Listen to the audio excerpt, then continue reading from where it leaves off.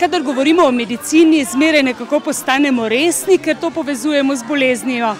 Vendar je seveda dobrodošlo, kadar slišimo, da stroka spregovori tudi o tistem področju, o katerem morda ne vsak dan.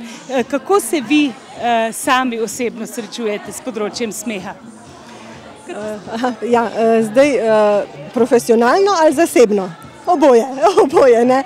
Zdaj, jaz mislim, da sem po naravi človek, ki ima neke pozitivne energije, tako da to mi tudi prijatelji znajo povedati in reči.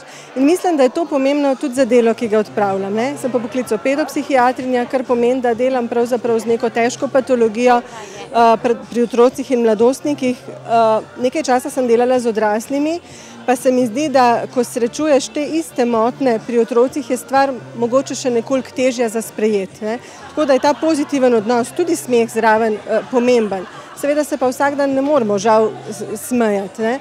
Včasih se malo pohecam tako, ko vidim, da so že na tistem nivoju, da se to smeje in rečem, da bom napisala eno dozo smeha na recept in to imajo otroci zelo radi, no. Tako da, ja. No, saj ravno to sem vas želela vprašati. Morda smo lahko hvaležni, da je tudi v Slovenijo nekako prispela ta joga smeha, za katero pravzaprav vse bolj ugotavljamo, da gre za resno zadevo, ki je tudi znanstveno vse bolj že raziskana.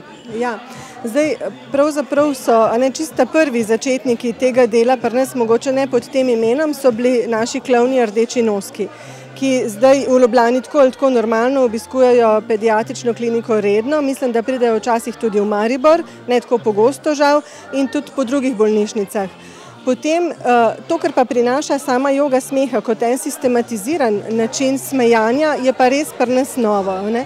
In jaz upam, da se bo to razširilo, da bodo ljudje sprejeli, ker jaz sem danes to prvič doživela tako osebno, kaj pomeni celosten pristop v temu, ne. In je ta, če se človeku uspe že toliko prepustiti, da dovoli, da se lahko smeji tudi brez razloga, kot se tu reče, je to že zelo veliko. Ker ljudje smo večinoma ves čas pod tenzijo, pod stresom in včasih tudi, ko so stvari smešne, se ne nasmejimo, ne? Kaj šele, da bi ravnali na ta način.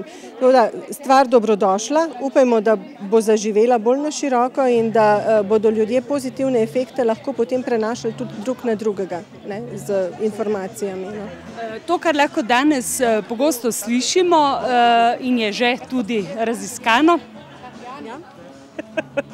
Lepo bodite, nasvidenje.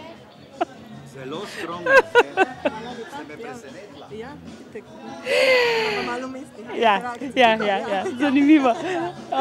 Je to, da pravzaprav učinki smeha, ki ga mi na nek način umetno izzovemo, in tisti spontani pravzaprav so enaki. Ja. Zdaj, v organizmu samem se vse stvari dogajajo v resnici zelo biološko.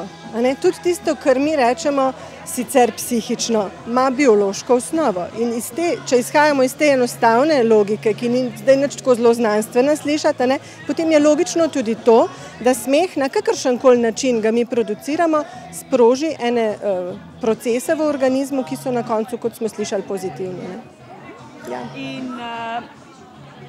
danes seveda smo priča temu prvemu mednarodnemu festivalu smeha. Morda bo prav ta prinesel in spodbudil prav tiste sredine, v katerih bi bil še posebej priporočljiv. Sami ste že omenili smeh na recept, tako tudi morda spodbuditi pedagoške kroge, šolska ministrstva morda, da vključijo v program. Danes smo slišali učiteljico, ki pravi, da jim že zmanjkuje časa za vse.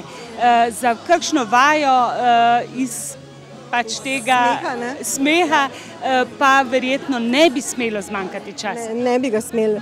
Ampak jaz mislim, da seveda je to stvar tudi neke odločitve na višjem nivoju. Ampak tako smo danes slišali, je pa tudi stvar posameznika. Ker nekaj, kar nam nekdo predpiše, mi lahko izvajamo. Pa ni nujno, da se zraven smejimo. Nekaj, kar pa mi živimo in kar mi smo, pa zaživi potem z nami, v katerikoli situaciji pravzaprav. Tako da zdaj, mogoče bi tukaj lahko eno primerjavo dale. Delovna uspešnost na vzhodu, tako so neke znanstvene raziskave pokazale, je boljša. In če pogledamo recimo Japonsko, pri njih, oni nimajo joge smeha, imajo pa sprostitvene tehnike, ki jih izvajajo tako v šolah, tako v delovnih organizacijah in ljudje očitno na ta način boljše potem funkcioniramo in smo na koncu tudi bolj zadovoljni. Če pa to povezano še s tem, da se zraven nasmejimo, pa tako najlepše, kar se lahko zgodi. Ne? In vsekakor tam, kjer pa le mi sami odločamo o tem, kako bomo živeli, je pa pravzaprav naš dom. In morda so prav starši tisti, ki bi se morali zamisliti, koliko se dnevno smejimo. Ja.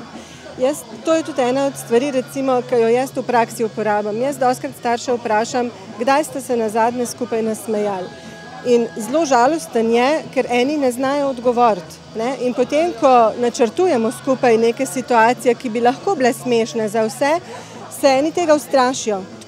In to je slišati zelo grozno, no? Tako da smo tako daleč pravzaprav od tega sproščenega stila, ki ga pa otrok rabi, ne samo otrok, vsi ga rabimo. No?